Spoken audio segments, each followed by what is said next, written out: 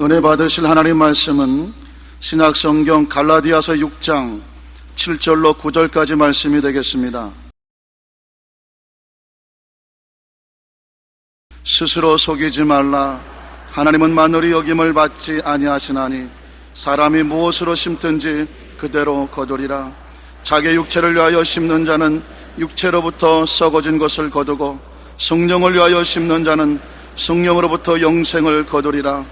우리가 선을 행하되 낙심하지 말지니 피곤하지 아니하면 때가 이름에 거두리라. 아멘.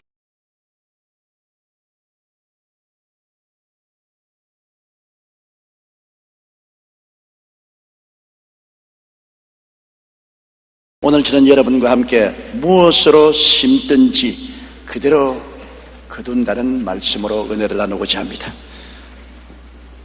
콩 심은 데 콩 나고 팥 심은 데 팥 난다는 말은 우리나라 속담입니다.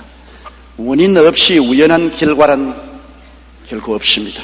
물론 심고 거두는 일이 인생사에 있어서는 자연 환경과 같이 꼭 부러지게 나타나는 것은 아닙니다. 또 자기 당대에 나타나지 않을 때도 많습니다. 그러나 먼 눈으로 볼 때, 역사의 교훈을 통해 볼 때 개인이나 국가나 심은 대로 거두는 것은 사실입니다. 일본이 만주사변을 일으켜 중국을 침략할 당시 세계 역사학자 대회가 있었습니다. 그곳에 저명한 영국의 역사학자인 토인비 박사가 참석해서 일본의 역사학자와 이야기를 나누게 되었습니다. 토인비 박사가 일본 역사학자에게 일본이 만주를 침략하고 대동아 전쟁을 일으킴으로써 무슨 이익을 얻을 수 있다고 생각합니까? 라고 물었습니다. 이 말에 일본 역사학자는 일본이 전쟁을 일으킨 것은 온 아시아 사람을 더 잘 살게 하기 위함입니다 라고 대답했습니다.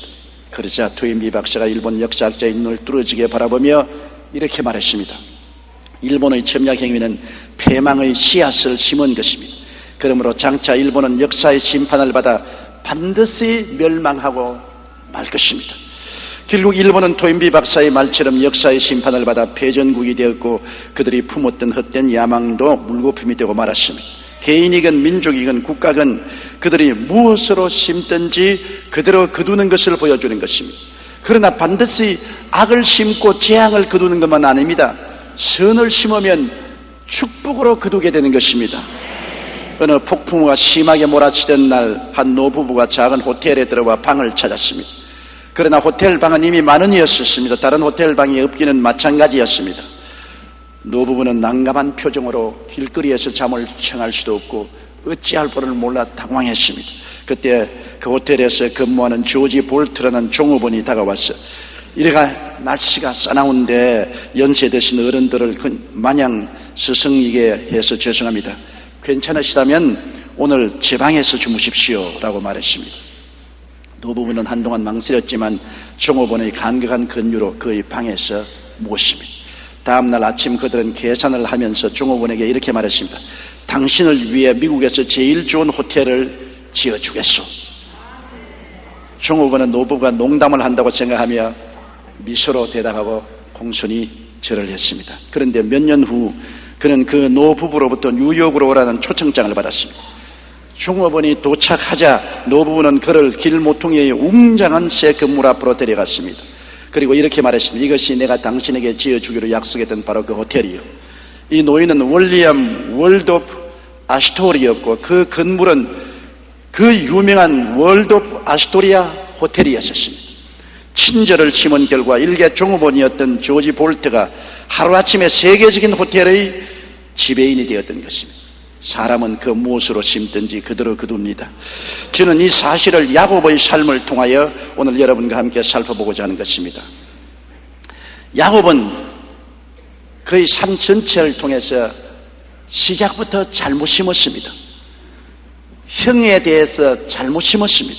야곱은 이미 어머니 뱃속에서 장자가 될 것이라는 약속을 받았음에도 불구하고 하나님의 뜻을 기다리지 못하고 자기의 수단과 방법으로 이루려고 했습니다. 창세기 25장 23절에 하나님 리브가에게 말씀하기를 두 국민이 내 태중에 있구나. 두 민족이 내 복중에서 나누이리라. 이 족속이 저 족속보다 강하겠고 큰 자는 어린 자를 섬기리라 하였더라. 여기에서 이미 어머니 태중에서부터 하나님은 예언하셨습니다. 다시 말하면 형 에서가 동생 야곱을 섬기리라고 했는 것입니다. 그렇다면 하나님을 믿고 마음을 느긋하게 먹고서 기다려야 되는데 초급에서 하나님의 뜻을 자기의 힘으로 이루려고 수단과 방법을 총동원했습니다. 형의 곤고한 기회를 타고 팥죽 한 그릇으로 장자의 명분을 빼앗았습니다. 형이 사냥하고 오는데 허기증이 나서 배가 고파 있는데 야곱이 팥죽을 끓이고 있었습니다. 형이 와서 팥죽 한 그릇 따오. 야곱은 기회라고 생각하고 형이 장자 명분을 내게 팔면 팥죽 한 그릇 주겠다. 형이 말하기를 배고파 죽겠는데 장자 명분까지 끝해서 뭐라냐 오냐 장자 명분 내게 팔았다. 그러고 팥죽 한 그릇 얻어먹었습니다. 세상에 이런 망령된 일이 어디 있습니까? 장자의 명분이 얼마나 큰데 그 명분을 팔고 팥죽을 얻어먹었겠습니까? 창세기 25장 34절에 야곱이 떡과 팥죽을 에서에게 주며 에서가 먹으며 마시고 일어나갔으니 에서가 장자의 명분을 경홀히 여기며 했었습니다. 그래서 여기에서 형의 곤고한 기회를 타고 야곱은 형의 장자 명분을 빼앗는 야속하고 야비한 행동을 했습니다. 잘못 심었습니다. 결코 좋은 결과를 맺을 수 없는 악의 씨앗을 심은 것입니다. 그 다음에는 또 아버지를 속이고 어머니와 합작하여 장자의 축복을 도적했습니다.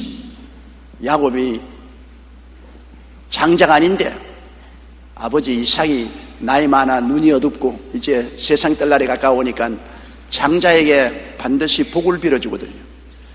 복을 빌어주면 그 복이 많은 것입니다. 야곱은 장자가 아니니까 그 복을 직접 받을 자격이 없는데 이삭이 에서를 불러가지고서 야 너가 장자지 않느냐, 내가 이제 세상을 뜨기 전에 너에게 복을 한껏 빌어줄 테니까 나가서 사냥하여 내가 좋아하는 짐승을 잡아와서 요리를 해서 오너라.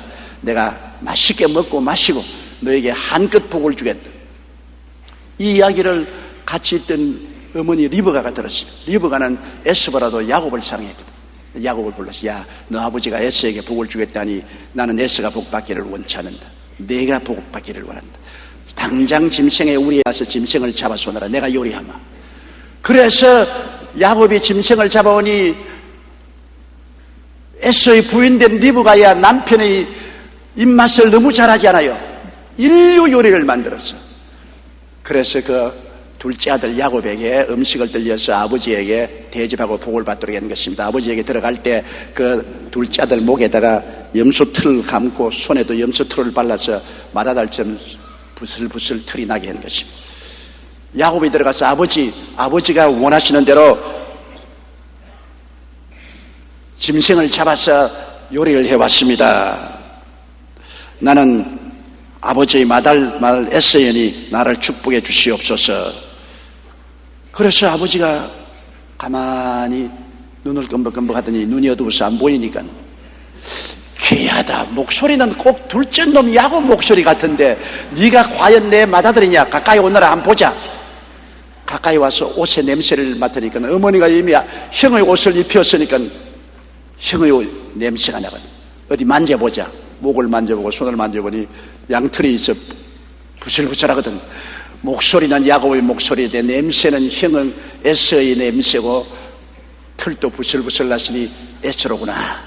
그래서 아버지가 축복을 해주었습니다. 창세기 27장 28절로 29절에 하나님은 하늘의 이슬과 땅의 기름짐이며 풍성한 곡식과 포도주로 내게 주시기를 원하노라. 만민이 너를 섬기고 열국이 내게 굴복하리니 내가 형제들의 주가 되고 내 어미의 아들들이 내게 굴복하며 내게 저주하는 자는 저주를 받고 내게 축복하는 자는 복을 받기를 원하노라.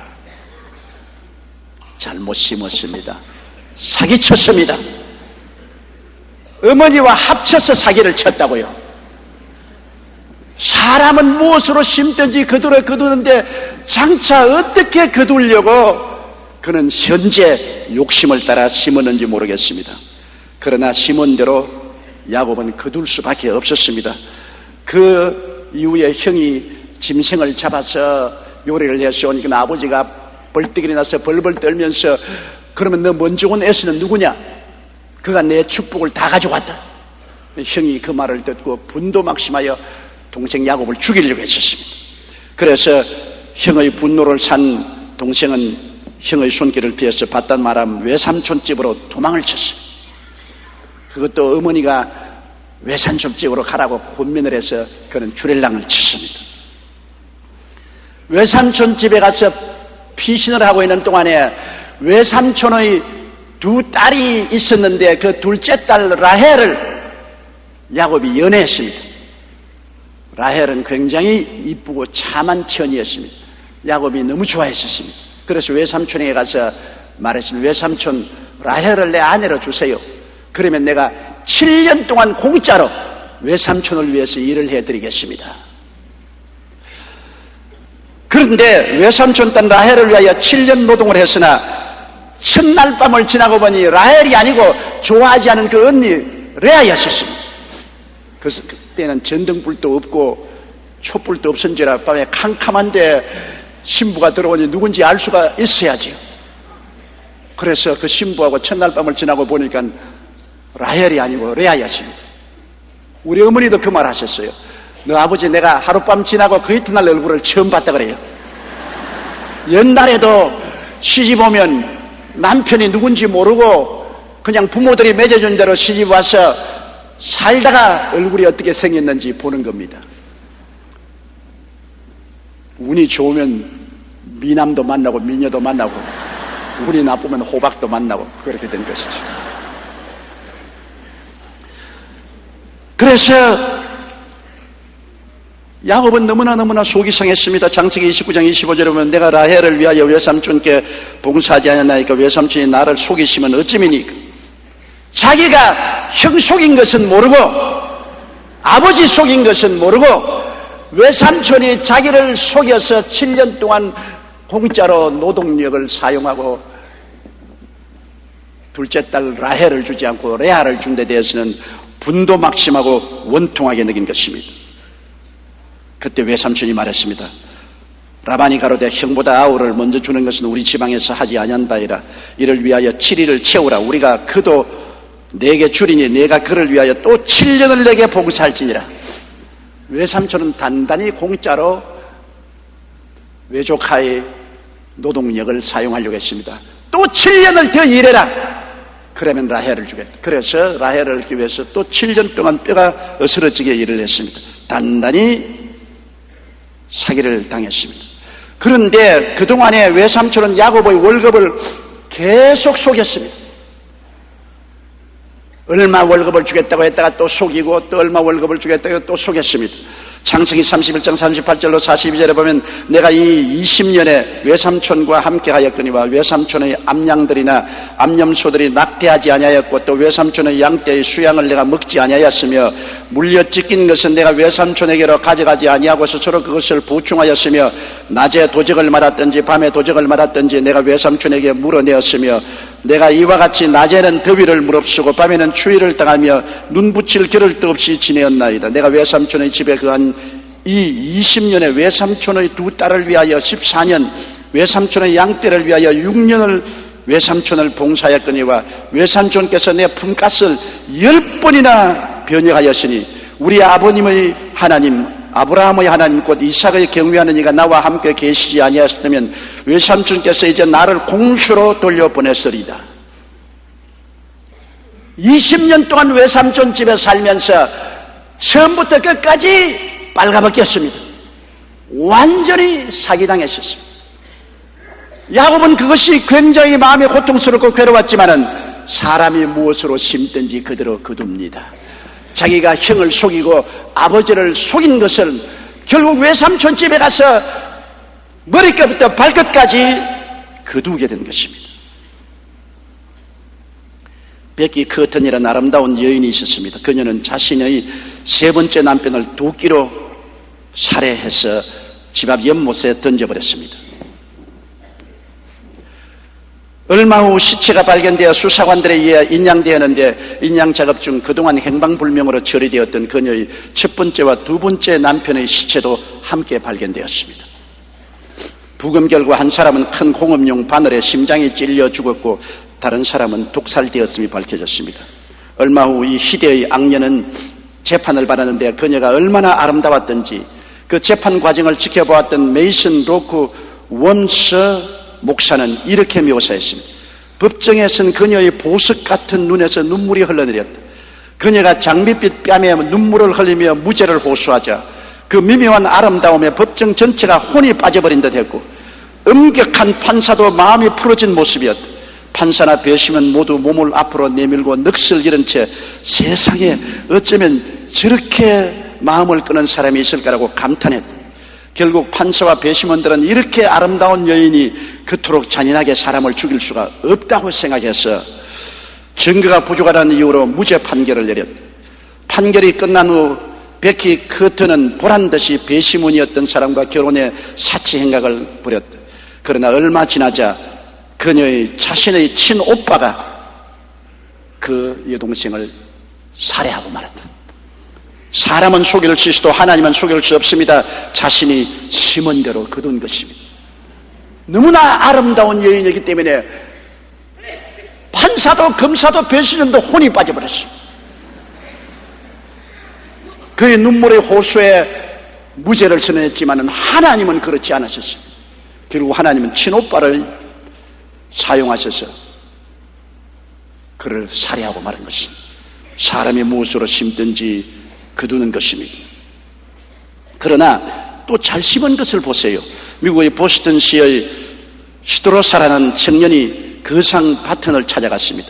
제가 워싱턴에 소매상을 하나 차리려고 하는데 2,000불만 돈을 빌려주십시오. 바튼은 담보물을 주면 그렇게 하겠다고 했습니다. 그러나 시드로사에게는 담보로 내놓을 만한 것이 없었습니다. 회사 규정상 확실히 담보물 없이는 돈을 빌려줄 수 없었지만 버튼은 그 청년에게 믿음이 갔습니다. 그래서 장래가 촉망되는 젊은이에게 투자하는 마음으로 선뜻 무담보로 2,000불을 빌려주었습니다. 이 일이 있은 지 10년 후에 세계적인 대공황이 왔습니다. 바튼의 사업도 도산되어 빚을 갚지 않으면 도저히 재기할 수 없었습니다. 이 사실을 듣게 된 시드로사는 바튼을 찾아왔습니다. 얼마나 부채를 지셨습니까? 75,000달러요. 이번엔 제가 그 금액을 드리겠습니다. 전에 선생님께서 빌려주신 돈으로 저는 사업을 잘 꾸려 나가서 큰 부자가 되었습니다. 아니 그때 그 돈은 벌써 다 갚았는데 뭘 또 준다는 것입니까? 내가 빌려준 2,000불 다 당신이 갚지 않았어. 이 말에 시드로사는 아닙니다. 선생님께서 빌려주신 돈은 모두 갚아드렸지만 도와주셨던 그 은혜는 그대로 남아있습니다. 이렇게 어려운 때에 제가 조금이라도 도움이 될 수 있다면 돕는 것이 저의 의무입니다 하며 그액을 도와주었습니다. 덕분에 바튼은 재기할 수 있었고 이 두 사람은 모두 사업에 크게 성공했다고 합니다. 어려운 청년에게 베풀었던 도움이 자신이 어려울 때 더 큰 도움으로 돌아왔던 것입니다. 사람이 무엇으로 심든지 그대로 거두리라. 악을 심으면 재앙으로 거두고 선을 심으면 축복으로 거두게 되는 것입니다. 야곱은 형에게 잘못한 그 행위가 20년 후에 거둘 줄은 꿈에도 몰랐습니다. 그가 처자를 거느리고 자기의 짐승떼를 거느리고 고향 산천으로 돌아오는데 고향에는 형이 버티고 있잖아요. 그래서 사자를 형에게 보냈습니다. 아우가 20년간 외삼촌 집에 있다가 돌아오니 받아주십시오. 그런데 그 사자가 얼굴이 백지장같이 되어 혼비백산해서 돌아왔습니다. 그 말을 하자마자 당신의 힘이 400명의 장정을 거느리고 무장하고 출동을 했습니다. 형은 20년 동안 이를 갈았습니다. 이놈 어디 두고 보자. 내가 너에게 복수하겠다. 그래서 동생이 온다는 말을 듣고 400명의 장정을 무장시켜서 왔습니다. 동생 한 사람 처치하는데 여러분 400명의 무장한 청년을 데리고 오다니 무시무시하지 않습니까? 그 말을 듣고 야곱은 창자가 녹는 것 같았습니다. 창세기 32장 7절로 12절에 야곱이 심히 두렵고 답답하여 자기와 함께한 종자와 양과 소와 약대를 두 떼로 나누고 가로되 에스가 와서 한 떼를 치면 남은 떼는 피하리라 하고 야곱이 또 가로되 나의 조부 아브라함의 하나님 나의 아버지 이삭의 하나님 야훼여 주께서 전에 내게 명하시기를 내 고향 내 족속에로 돌아가라 내가 내게 은혜를 베풀리라 하셨나이다. 나는 주께서 주의 종에게 베푸신 모든 은총과 모든 진리를 조금이라도 감당 수 없사오나 내가 내 지팡이만 가지고 이 요단을 건넜더니 지금은 두 때나 이루었나이다. 내가 주께 간구하오니 내 형의 손에서 에서의 손에서 나를 건져내시옵소서. 내가 그를 두려워하면 그가 와서 나와 내 처자들을 칠까 금내미니이다. 주께서 말씀하시기를 내가 정녕 내게 은혜를 베풀어 내 시로 바다에 셀 수 없는 모래같이 많게 하시려 하셨나이다.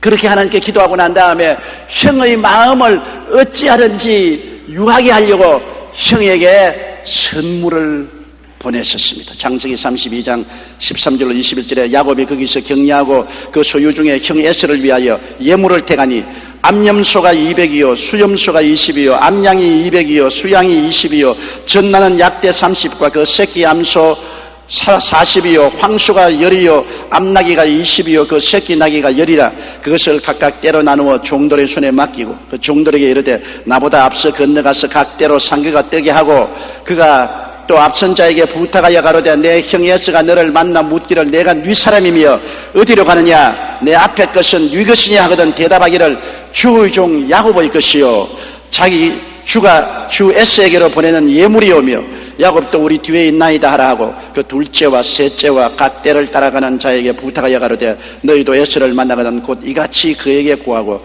또 너희는 말하기를 주의 종 야곱이 우리 뒤에 있다 하라 하니 이는 야곱의 생각에 내가 내 앞에 보내는 예물로 형의 감정을 푼 후에 대면하면 형이 혹시 나를 받으리라 함이었더라. 그 예물은 그의 앞서 행하고 그는 무리 가운데 격려했습니다. 그러나 예물을 보내고 난 다음에도 마음의 불안해서 견딜 수가 없습니다. 형이 예물은 예물대로 받고 단칼에 자기의 가족을 칠지 누가 합니까? 불안하고 초조해서 견딜 수가 없습니다. 그래서 최후의 결정하기를 에라 빈손 들고 왔으니 빈손 들고 인생을 또 출발해야지. 다 빼앗기면 그 다음 처자를 내 앞서 세워놓자. 정말 나를 죽일 생각이 있으면 내 처자를 칠 것이 아닌가. 처자를 치면 나는 도망을 치겠다. 그래서 처자를 형의 분노의 표정물로 보내었습니다. 창세기 32장 22절에 밤에 일어나 두 아내와 두 여종과 11아들을 인도하여 야복 나루트를 건너게 했습니다. 강을 건너서 처자는 강 저쪽 편에다 보내놓고 자기는 이쪽 편에 꿇어 앉아가지고 기다립니다. 형이 와서 처자를 치면 그때는 나는 36개를 놓는다 까짓것. 장가는 또 가면 되는 것이고 자식은 또 낳으면 되는 것이니까 내 목숨 살펴볼 것이지 처자가 이 위기에 무슨 중요한 것이냐. 정말로 야곱이었었습니다. 그러나 거기에서 하나님은 내 길이냐 내 길이냐 택하라고 압력을 가했습니다. 밤이 왔는데 밤에 갑자기 장정한 사람이 달라들어서 야곱의 허리춤을 잡고 실험을 했습니다. 재미있으라고 실험한 거 아닙니다. 붙잡고 야 이놈아 너 처자에게로 들어가라. 죽어도 같이 죽고 살아도 같이 죽고 살아라. 내가 잘못한 것 내가 책임져라. 20년 전에 내가 형에게 사기친 것 이제 거두어야 되는데 왜 회피하려고 하느냐. 책임져라. 건너가라.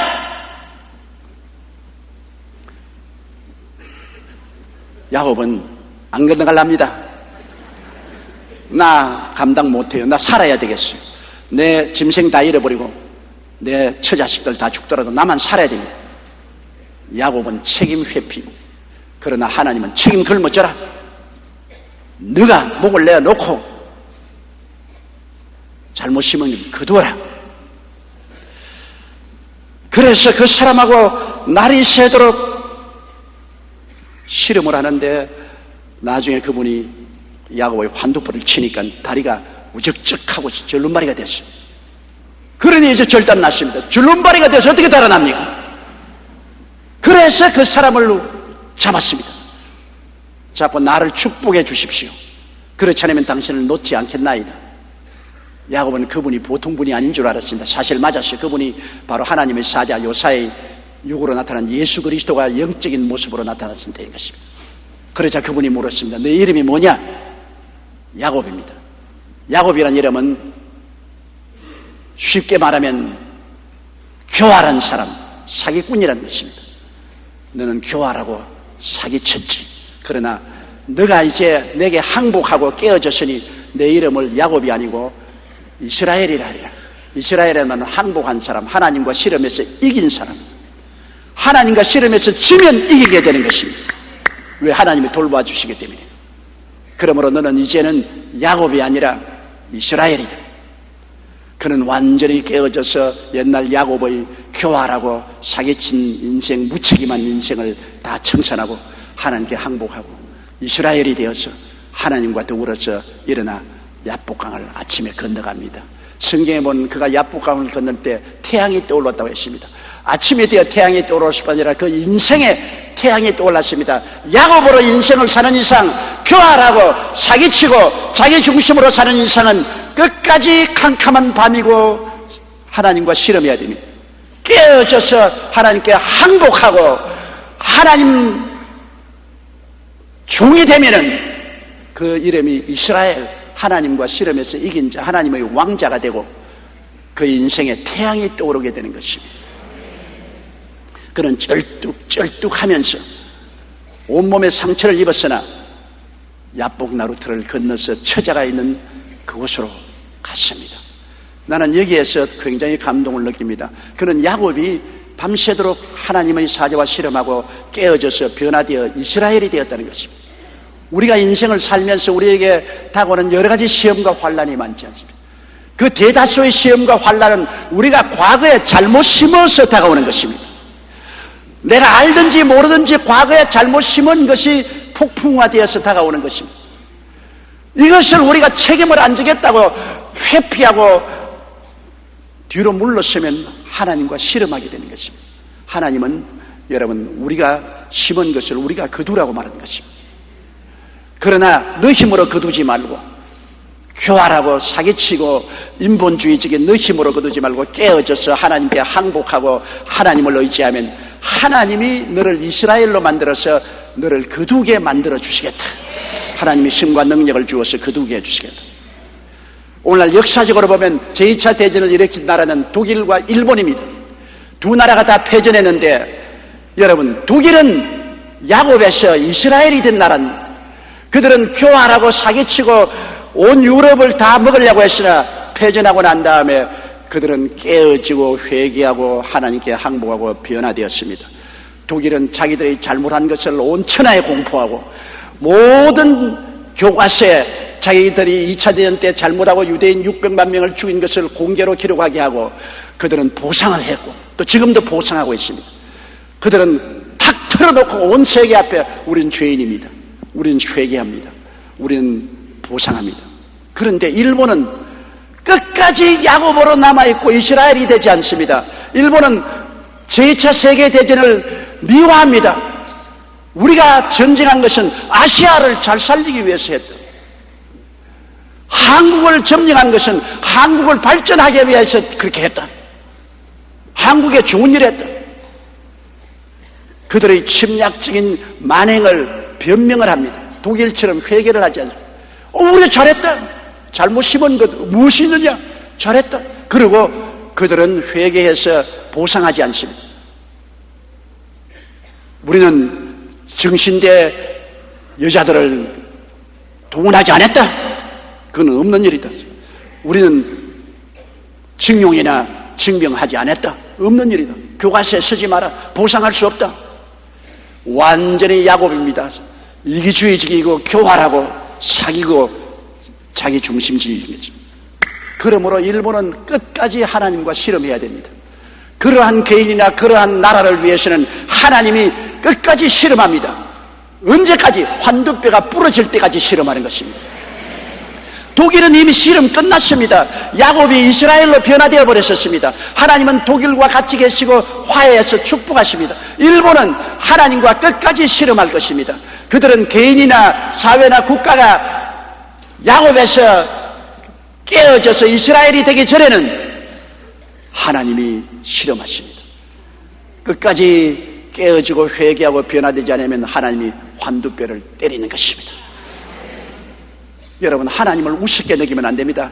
하나님을 우습게 여기지 말라. 사람이 무엇으로 심든지 그대로 거둔다고 말했습니다. 개인이나 국가가 절대로 하나님을 희롱하거나 농락할 수 없습니다. 하나님께 항복하고 하나님의 복을 구하면 하나님께서 그 기도를 들으시고 은혜를 베푸시는 것입니다. 일본도 책임을 회피하지 말고 보상을 거부하지 말고 그 책임을 만천하에 교과서에 다 공개하고 그리고 보상을 하면은 하나님이 일본의 기도를 들어주시고 야곱이 아닌 이스라엘로 만들어 주실 것입니다. 똑같은 2차 대전을 일으킨 전범의 국가가 독일은 저렇게도 회개하고 변화받아 야곱이 이스라엘로 됐는데 왜 일본은 끝까지 야곱으로 남아있고 책임을 지지 아니하고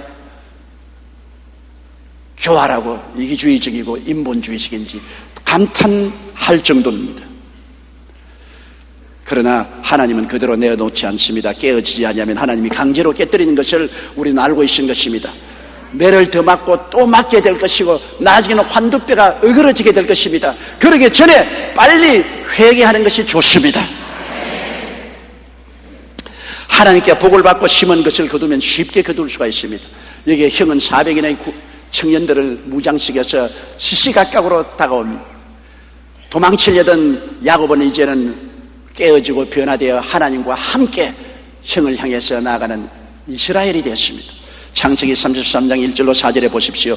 야곱이 눈을 들어보니 에서가 400인을 거느리고 오는지라 그 자식들을 나누어 레아와 라헬과 두 여종에게 맡기고 여종과 그 자식들은 앞에 두고 레아와 그 자식들은 다음에 두고 라헬과 요셉은 뒤에 두고 자기는 그들 앞에서 나아가되 몸을 7번 땅에 굽히며 그 형 에서에게 가까이 하니 에서가 달려와서 그를 맞아서 안고 목을 어긋맞히고 그와 입맞추고 피차 우니라. 20년 동안 원한이 눈 녹듯이 녹아버리고 마는 것입니다.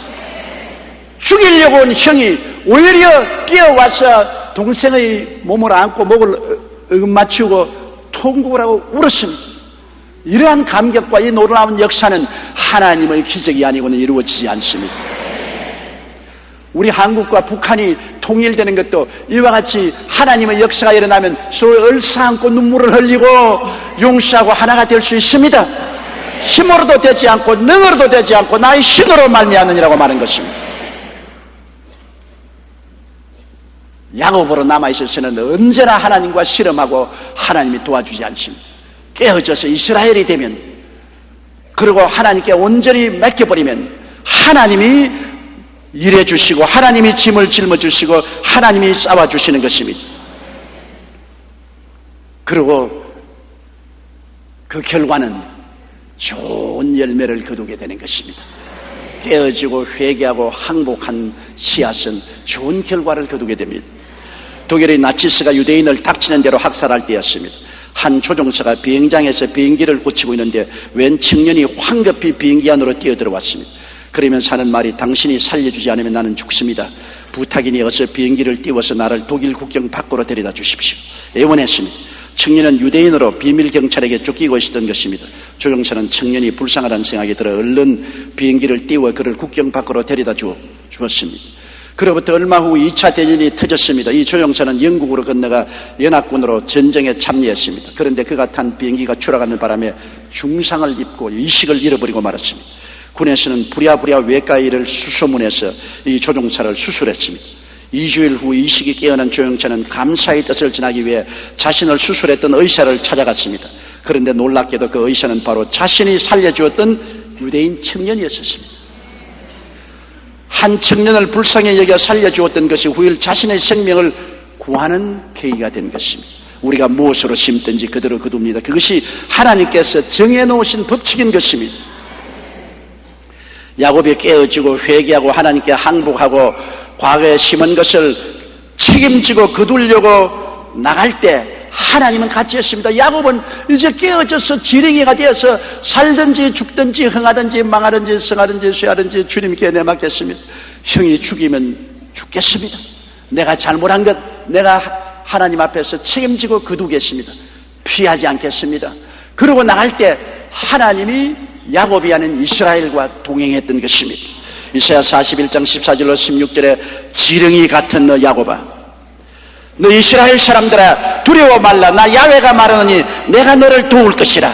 내 구속자는 이스라엘의 거룩한 자니라. 보라, 내가 너로 이가 날카로운 새 타작기계를 삼으리니 내가 산들을 쳐서 부스러기를 만들 것이며 작은 산들로 기각게 할 것이라. 내가 그들을 까부른즉 바람이 그것을 날리겠고 회리바람이 그것을 흩어버릴 것이로되 너는 야훼로 인하여 즐거워하겠고 이스라엘의 거룩한 자로 인하여 자랑하리라.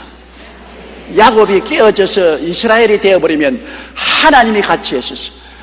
그들의 기도와 간구가 이가 날카로운 타작 기계처럼 만들어서 태산도 바삭, 작은 산도 바삭 다 바람에 날려가고 하나님의 영광을 얻게 되고 하나님 안에서 기뻐하고 즐거워하게 되겠다고 말씀한 것입니다.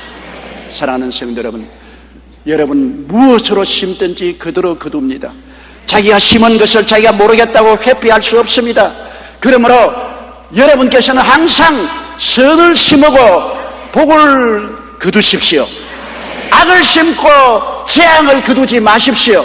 사람이 무엇으로 심든지 그대로 거두게 됩니다. 그리고 심은 것을 회피하지 마십시오. 내가 교활하고 사기꾼적 심정으로 인본주의로 피해보려고 하지만은 그러면 하나님과 실험하게 되는 것입니다. 하나님 앞에서 환두뼈가 부러지게 되는 것입니다. 내가 스스로 심은 것을 하나님 앞에 항복하고 회개하고 두 손 들고 나와서 의지하면 하나님이 함께하여서 여러분은 심은 것을 다 쉽고 편안하게 거두게 해주시옵시고 하나님의 은총과 사랑으로 채워주시는 것입니다. 우리 다 같이 고개 숙여 기도드리겠습니다. 전능하시고 거룩하신 아버지 하나님, 성경에는 하나님을 만홀히 여기지 말라고 했습니다. 하나님을 우습게 생각하지 말라. 사람이 무엇으로 심든지 그대로 거둔다고 말했습니다. 선을 심어서 복을 얻는 사람이 있고 악을 심어서 재난을 거두는 사람이 있습니다. 바람을 심고 폭풍우를 거두는 사람들이 있습니다. 하나님 아버지여, 그러므로 우리들은 사랑으로 심고 의로 심고 은혜로 심는 우리들이 되게 도와주시옵소서. 아버지 하나님이시여, 우리의 심은 것을 책임 회피하지 말게 도와주시옵소서. 심은 것을 하나님 앞에 깨어져서 겸손하게 거두는 이스라엘이 되게 도와주시옵소서. 야곱같이 교활하고 사기치고 인본주의자가 되지 말게 도와주시옵소서. 아버지여, 기도합니다. 우리 동양에서 일본이 회개할 수 있도록 도와주시옵소서. 끝까지 잘못 심어놓고 그것을 변명하고 잘 심었다고 주장하다가 고집하다가 하나님께 매를 맞아 환두뼈가 부러지지 않게 만들어 주시옵시고, 일본이 독일처럼 깨어지고 회개하여 잘못을 전 세계에 고백하고 그러고 보상하는 이스라엘이 되게 도와주시옵소서. 예수님 이름으로 기도드리옵나이다. 아멘.